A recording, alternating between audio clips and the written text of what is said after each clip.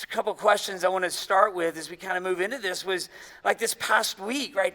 How many of your days were marked with anticipating God to operate in some godlike way in your life? Like literally, you wake up going, yep, today's it. God's working today. Like how many times did we watch for him as you shopped for groceries? Walk into Walmart or Kroger or wherever you go, just going, God, what are you doing? How are you working? I'm watching. Did we anticipate that as we talked with people, right? Did you think about kingdom movement while you were cleaning the house and washing dishes and changing diapers and taking your kids from point A to point B many times in one day? Did you set your feet in motion in the direction that you saw God working? I think that's a question that we have to ask. So here's the reality over the next weeks. We're going to be asking that question of, man, how do we keep our eyes up? Like, how do we keep our eyes up, alert, ready to see what God is doing, whatever it is, and just saying, God, I see you there. Here we go. Let's move. God, I see what you're doing. Let's go. God, my eyes are seeing you everywhere around me. God, I want to see you even more. So my question is were your eyes up this past week? Were your eyes up? I've had a mattress in my garage for probably 4 months. Mattresses are just not fun to throw away. Nobody takes them.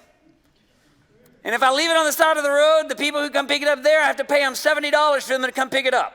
So I'm like, no thank you. So it has been this nice ornament and decoration in my garage. Well, finally this past week I was like, I'm done. Enough is enough. I borrow a trailer, I throw it on the back, and I start driving to the closest dump I could find. It was in Boyd. All right, so I go to Boyd. FYI, they're not open on Mondays. But I went to a dump in Boyd. On my way there, oftentimes I'll get on my phone and I'll start calling. So I called Robbie and we were just yakking life, church, ministry, everything that was going on. And so he's with me like this whole time because like I'm driving and I get there and I get to the dump in Boyd and I go down this gravel road and when I get to the sign, I am confused greatly. I have no idea where to go. I have zero clues as to where I'm supposed to take my mattress. So what am I doing? I'm looking for mattresses. Because they said they take them. And usually they have a specific place you put mattresses. So my eyes are up and I'm scanning like this apocalyptic scene. And there are no mattresses. There's not even like dumpster spaces. There's not like anything. And I'm like, this is a dump? Like, what do we do here? Right? So what do? I pull over to this parking lot. And I get out, and I remember going, man, this is different. And I walk up to what I thought were the offices, and I knock, and I look inside, and I'm like, there is definitely nobody here. So in my mind, I'm thinking, maybe I've got to go find somebody over in that warehouse building over here and ask them what's going on. And I start walking, and I swear to you, like I'm telling Robbie, I'm like, Robbie, this is like a scene out of The Walking Dead or America's Most Wanted. No lie. So I'm walking, because I'm like, I brought this mattress all the way out here. I am not taking it back to my house, because it'll stay there for another 4 months. And so I start walking. And when I say that this place was shady, I'm telling you, don't take your kids, all right? So I'm walking back to this place, and my eyes are like, I'm shifting. Like, my head is on a swivel. I am looking around, and I get to the back of this building thinking, oh, that's probably where the dump is. So I get to the back of this building, and when I turn to the back of this building, I see Cujo, not on a leash, walking out of a door. And when he sees me, every hair on his neck went bing. And he puts his head down and he starts walking towards me. And behind him, I heard the dueling banjos playing. and some dude walking out, no shirt, and a sling. I told Robbie, I was like, Robbie, y'all may never see me again. So I start backing up slowly. Y'all, I'm not making any of this up or exaggerating. I have the tendency to do that. But I start backing up, and this dog is walking with me, and he is not listening to his master. So now my eyes are up, and I'm looking for the perfect weapon to kill a dog. Because I would, if I had to. I'd cry about it, but I would. But I'm literally eyes up looking, Robbie, like, bro. I get real quiet, and I finally make it back to my car, and I go to Decatur, which I know very well, who are open 5 days a week. But let me ask you a question. In the life that we're living, do we have that mindset of, my eyes are up? My dad used to use this when he was coaching football a lot. And when I was playing and he was coaching me, like he would coach like these players. He would say, listen, if your head is not on a swivel and seeing everything and taking it all in, he goes, you're going to miss a play, you're going to get hit, you're going to get blindsided, but your head has got to be up moving. And the question that we have to ask ourselves is, as believers, as followers of Christ, is our head up, looking, watching, anxiously anticipating that God is moving and working, and we want to see it? And if our eyes are down, there's a chance that we'll miss something. And we just don't want to miss it. I don't want to miss it. I feel like there's things that I can honestly say, man, I have missed, that I'm like going, God, I don't ever want to miss that again. Like, God, help me see that way. Let's go back to the passage that we used earlier, Isaiah 40, starting verse 28. He says this, have you not known, have you not heard, the Lord is everlasting God, the creator of the ends of the earth. He does not faint or grow weary. His understanding is unsearchable. He doesn't faint, he doesn't grow weary, so that means there's never going to be a moment where he's not doing something. He gives power to the faint, and I know that's where we stand sometimes. And to him who has no might, he increases his strength. Even youths shall faint and be weary, and young men shall fall exhausted. So he's describing us, right? Is he not describing our culture? Maybe he's like describing you, where you're just going, I'm exhausted, I'm tired, I don't know how to keep moving. I don't know how to keep going forward in this right now. I'm exhausted. He's already told us that. He says, hey, by the way, when you're faint, guess what I do? I give power. Who has no might, he increases strength. Because I think that's probably one of the biggest problems why our eyes go down. We're tired. What do? We have no energy. We're weak. We have no strength right now. So what do? We just kind of, we stop. We stop. I'm guilty of that. It's easy for me just to go, I'm done. I don't want to do this anymore. But then we have to hold on to this reality of what he says next. But they who wait. We need to stop right there for just a second, because that is important for us to grasp. I think when we think about waiting, we think, oh no. My doctor's appointment that I had to be there by 10:15, they were adamant, you gotta be here by 10:15 or this ain't happening. I'm like, oh, it's happening. I get there at 10:15, they call me back at 10:40. I'm like, what was the urgency for, right? Like, when I think about waiting for those 20 minutes, I'm just like, bleh.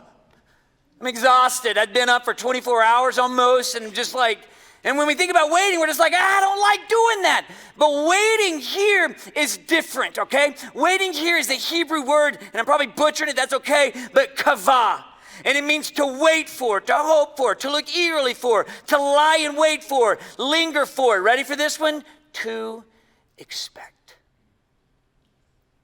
To expect. To anticipate to this point of going, yeah. Oh yeah, come on, I'm waiting, I'm watching. What are you doing now? God, what are you doing? I'm waiting, I'm excited, I'm anticipating. There's movement taking place. And he says, man, those who wait with this eager expectation, meaning that they recognize that God is true to his word. They recognize that when God says, hey, wait for me and I'm gonna give you strength. Hey, wait for me and this is what I'm gonna do. Hey, wait for me and this is what's gonna happen. And so we come with this anticipation of going, God, I'm waiting because I know it's coming. I know it's coming and I'm ready. I'm ready to see, I'm ready to be a part, I'm ready to move. Those who wait expectantly for the Lord shall renew their strength. Anybody needing renewal and strength right now? Anybody needing renewal just with life right now and just like good? Like I just need something, I need a charge. Those who wait for the Lord shall renew their strength. They shall mount up with wings like eagles. And you're going, I don't even know how I'd fly right now. I got nothing. Here's the deal. When you wait for the Lord, guess what? He says, I'll show you how to fly. I'll give you the strength, the power to fly right now. They shall mount up with wings like eagles. They shall run and not be weary. They shall walk and not faint. He recognizes every aspect of our life. Some of you are just baby crawling right now, and he goes, okay, that's fine. I'm going to give you the strength to keep moving forward. Let's do it. All fours. You're walking right now? Okay. I'll move you into a jog because I'm going to give you the strength to do it. You're running right now? Get ready. You're going to start sprinting, and you're going to wonder where all this is coming from. And it's because what are we doing? We're expecting, we're waiting, we're watching. God, let's go. God, I'm anticipating you to work. Do you look with that kind of expectation with the Lord? When you open your Bibles, is it, oh, yes, let's go, God. This is what you're doing. This is what you're doing. Woo! Y'all, there's not a piece of this that we can read that he goes, oh yeah, no, that part, yeah, everything else returns void except for what you just read. Everything else. No, he says if it goes out, it comes back. If it goes out, it works. Do we anticipate that? And I can't tell you the number of times I've sat down, looked at the Bible, and said, okay, so that was hard to read and to stay focused for the whole chapter. But to know that he's working, to know that he hadn't stopped. And do we have that sort of expectation when we come to him? I love Micah chapter 7. Prophetic word, prophetic book. And chapter 7 is where, man, everything just kind of turns back around and awesome things begin to happen. But listen to what Micah says. He says, but as for me, okay? So he's talking about a lot of people around. He says, but for me, what he says, I will watch expectantly for the Lord. He does two things here. He's watching expectantly. God, what are you doing? God, what are you doing? God, what are you doing? God, what are you doing? God, what are you doing? I'm watching. God, what are you doing? And then he says something else. He says, I watch expectantly for the Lord. And he says, and then I will wait for the God of my salvation. My God will hear me. God, what are you doing? God, what are you doing? I'm watching and I'm waiting and I'm calling out because I know that you're doing something and I know that you're going to speak it in such a way that I can hear it clearly and I can understand it and I can move. But I'm expectant. I'm ready. I'm moving. Listen, we just spent 6 weeks talking about the vantage point that we have in Christ. Here's my question, right? Like knowing that you've got the best view in town, knowing that you've got the best seat in the house, are we eagerly, expectantly coming to that place of the vantage point that we have in him and going, God, what do you want me to see? What do you want me to see? In whatever circumstance and situation you're in. And let me tell you something, you may be in the most difficult one and you're going, Dustin, you don't understand. You're right, I may not. I may have a hard time empathizing with you. But we have a God who says, I am still at work. I am still doing something. Do we come to that place where we say, God, what are you doing? What are you up to? Are we watching expectantly from the vantage point of Jesus, everything that he's doing in us and around us? And maybe the bigger question that we need to ask right now is this right here. What's distracting you? What's the distraction? What's keeping you from seeing that? What's keeping you, honest to God, from waking up and just going, God, I know that you're working. You're working in my family. You're working in me. You're working in my heart. You're working around me. You're working in their life. You're working in their life. You're working in their life. You're working in theirs. You're working in theirs. You're working in theirs. God, I see that. I know that you are working because that is the God that you are. I love it. In John chapter 5, Jesus comes up against Pharisees, and he's in the temple on the Sabbath. And there's a person who needs some attention. And so Jesus, being Jesus, walks over to him and he heals. So he heals this man. And the Pharisees are livid. Because they had it set in their mind that there was this day out of the week that God just kind of shuts down and says, offices are closed. I'm not working. I'm not doing anything. And I love Jesus' response. So because Jesus was doing these things on the Sabbath, the Jewish leaders began to persecute him. In his defense, Jesus said to them, ready? My Father is, help me with this word. Always. Say that again, my Father is. Always what? He's always working. So let's do some Bible study here. Always pretty clearly means all the time. So is he working right now? Has he worked up to this point? Do we come with the anticipation and expectation that God will work? Can I ask a really hard question? Okay. This is tough, okay? Last week was pretty awesome. Last Sunday was pretty awesome. We had 2 people give their lives to Jesus. Yeah? All right, here we go. Listen. How many of you were shocked by that? Meaning you were like, whoa! What just happened? How many of us came going, that's what God does. That's what he does. I think sometimes we are shocked that God would work instead of, that's how big my God is. How many of us came back this Sunday with the same expectation that God is a God who saves?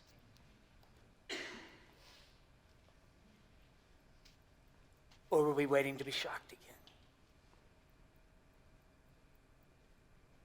Knowing that we have a mighty God.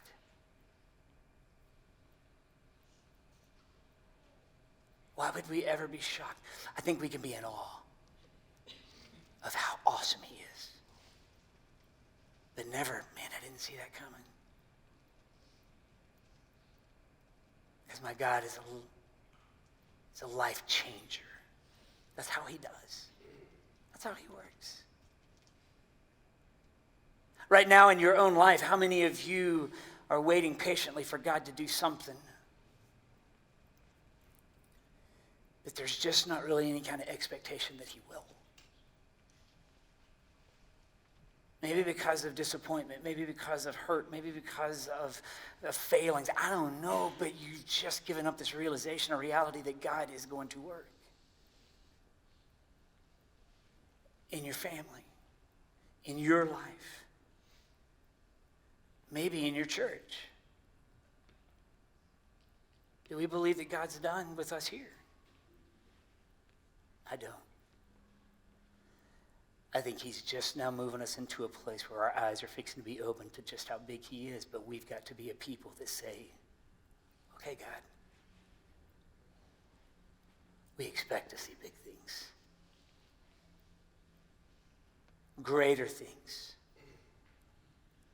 So if God is always working and we're not watching expectantly, then we're going to miss what he's doing.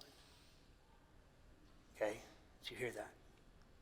If God is always working and we're not watching expectantly, then we're going to miss what he is doing. And here's the second part of that. You ready? When you stop watching and waiting for God, you will start looking for something else.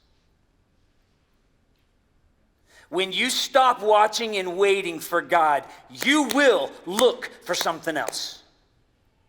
You will find something else to fill you up, to satisfy, to move in you. You will look for that. And here's the problem with watching and waiting for anything else outside of him. It will leave you lacking. And can I tell you the biggest thing that I think it'll leave us? You ready for this? Get ready, because this is fixing to get really microscopic. It will leave you bored to tears. Because there is nothing else that is going to excite you like the movement of God. Everything else is going to leave you wanting more, and you will find yourself bored. Let me tell you something. The reason why I think people are bored in their faith is because they're not watching for God to grow their faith. They're thinking that they can do it, and so they quit watching. So what do? They get bored. I think people get bored in church.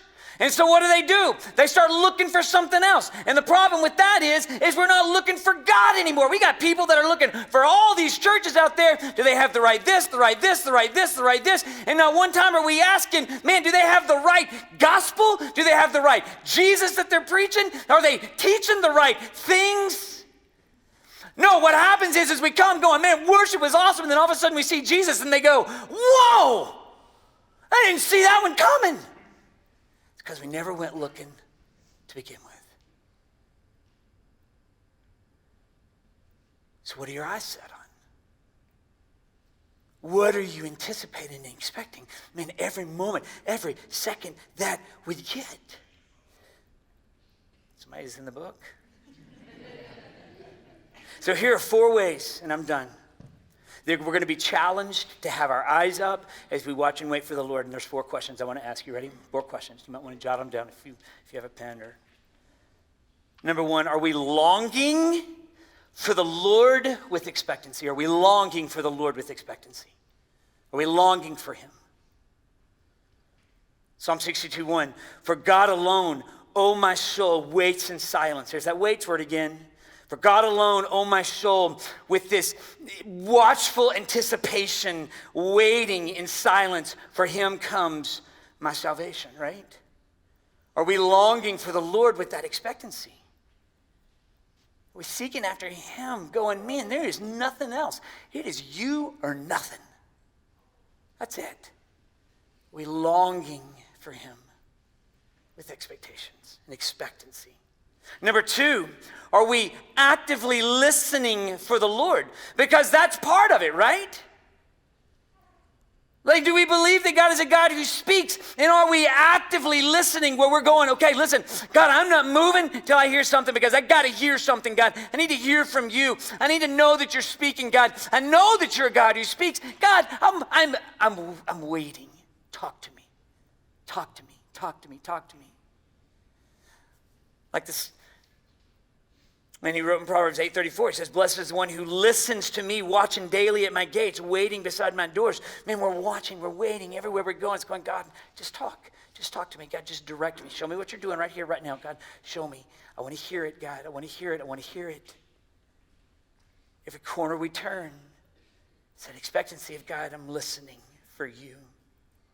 Number 3, are we intently looking to the Lord, right? Like this intent, looking to the Lord, right? Go back to Micah 7:7. But as for me, I will watch expectantly for him. I'm looking. I'm zeroed in, head on a swivel, lasered. God, I'm looking. Number 4, are we eagerly living for the Lord? We live in. Romans 14:8, for if we live to the Lord, and if we die to the Lord. So whether we live or whether we die, we are the Lord's. Man, that is an anticipation. That is a recognition of like, God, okay, here I am. God, I belong to you, so today's for you. And you're going to have days that you're going to blow it. You're going to have Wednesdays where hump day is a bad day. And you find yourself going, God, that wasn't for you, but God, get me back on track. Get me back on track. Because, God, I want to live for you. So, church, we're fixing to move into a place where we're fixing to ask some really crazy, hard questions. And we're fixing to ask, man, and drive home, man, what it means for us to be expectant of God's power, to be expectant of God's presence, to be expectant of God's purpose, like this watchful waiting, drive, ready to go for him. For him. We'll ask the band to come back up, and we're going to respond.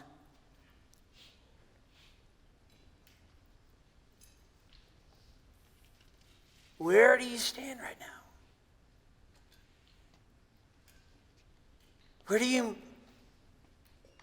Where's your mind? Is it seeking? Anticipating? Like even in these next couple songs, how are we anticipating God to move right now?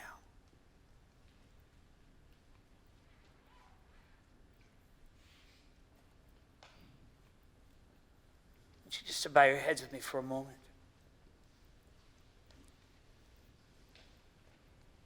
And ask. Even ask right now with an awareness, God, what are you doing? How are you working? God, how do I move?